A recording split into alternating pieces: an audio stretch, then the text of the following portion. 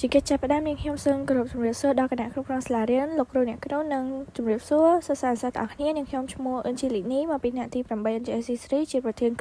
នេះខ្ញុំមានឈ្មោះថានវិយារីសាមកពីថ្នាក់ទី8 NJFP1 តួនាទីគឺជាអនុប្រធាននាងខ្ញុំឈ្មោះអុយមីរីរតនៈមកពីថ្នាក់ទី8 NJFP1 ដែលមានតួនាទីជាសមាជិកនាងខ្ញុំឈ្មោះលេងសេលីនដែលខ្ញុំមកពីថ្នាក់8 NJFP មុននឹងចូលទៅដល់ការពិសោធន៍និងលទ្ធផលរបស់យើងត្រូវដឹងអំពីរំណោះបញ្ហាគោលបំណងនិងអត្ថប្រយោជន៍ជាមុនសិនមាត់ជំរាបសួរមាត់តែខ្ញុំអាចសួរមាត់មួយសំណួរបានទេតើធ្វើដំណេចទៅដើម្បីឲ្យប្រទប់យើងក្រអូបជាប់បានយូរចាមិត្តដើម្បីឲ្យបន្ទប់របស់យើងមានក្លិនក្រអូបនៃជាប់បានយូរយើងត្រូវតែផលិតទៀនក្រអូបមួយដើម្បីកម្ចាត់ក្លិនអាក្រក់ដែលមានរូបមន្តដុតតទៅគោលបំណងមួយទទួលបានបទពិសោធន៍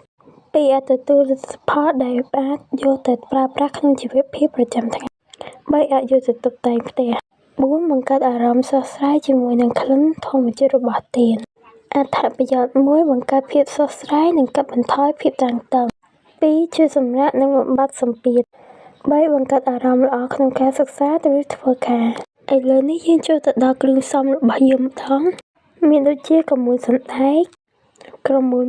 2ក្លិន3ខ្សែទៀនឈើសម្រាប់ទប់ទៀនកែវពណ៌ល័ខ3ប្រភេទចង្កឹះកន្ត្រៃពុម្ពឆ្នាំងហ្គាសហើយនិងស៊ីធ័រឥឡូវនេះយើងចូលដល់ការពិសោធន៍របស់យើងវិញម្ដង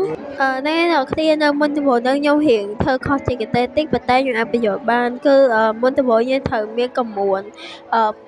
មួយថង់សឹងថង់មួយថង់ហ្នឹងយើងត្រូវដាក់វាអស់ហើយបន្ទាប់មកយើងត្រូវដាក់ក្រមួនសណ្ដែកចូលជាមួយគ្នាក្រមួនសណ្ដែកហ្នឹងយើងត្រូវដាក់ពាក់កណ្ដាលអញ្ចឹងបន្ទាប់ពីយើងបានដាក់ក្រមួននិងក្រមួនសណ្ដែកចូលគ្នាអស់ហើយយើងត្រូវការកូរវាឲ្យចូលគ្នាឲ្យសព្វហើយដាក់កម្ដៅក្ដៅតិចតួចដើម្បីឲ្យវាលាយចូលគ្នាបន្ទាប់មកយើងត្រូវដាក់ពណ៌ល័ខហើយសាក់ពណ៌ល័ខនឹងដែរគឺយើងដាក់តែបន្តិចទេហើយបន្ទាប់មកយើងកូរវាឲ្យសព្វចូលគ្នាបន្ទាប់ពីយើងដាក់ពណ៌ល័ខហើយយើងត្រូវចូលទៅដល់ការដាក់ក្លិនម្ដងហើយចំណែកនេះវិញយើងត្រូវការដាក់ស៊ីធ័រហើយនិងខ្សែទៀន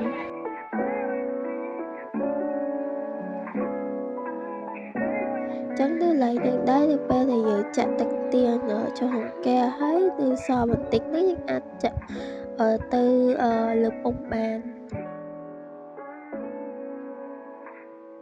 ហើយដល់វគ្គនេះបន្ទាប់ពីយើងយកឈើទុកខ្សែទៀនរបស់យើងហើយយើងទុកវារយៈពេល10នាទី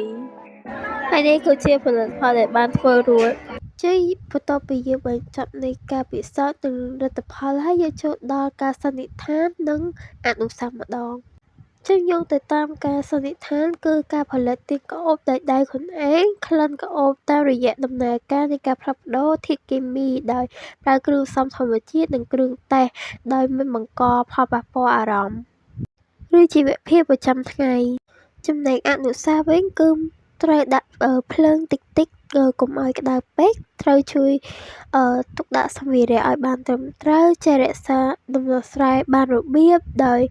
មើលការទទួលខុសត្រូវចំណុចណាដែលយើងខ្វះខាតឬក៏ខុសជាចុងបញ្ចប់ក្រុមយើងខ្ញុំសូមអរគុណទៅដល់គណៈគ្រប់គ្រងលោកគ្រូអ្នកគ្រូនិងសិស្សានុសិស្សទាំងអស់ដែលចំណាយពេលមើលវីដេអូរបស់ក្រុមយើងខ្ញុំរហូតដល់ចប់សូមអរគុណជំរាបលា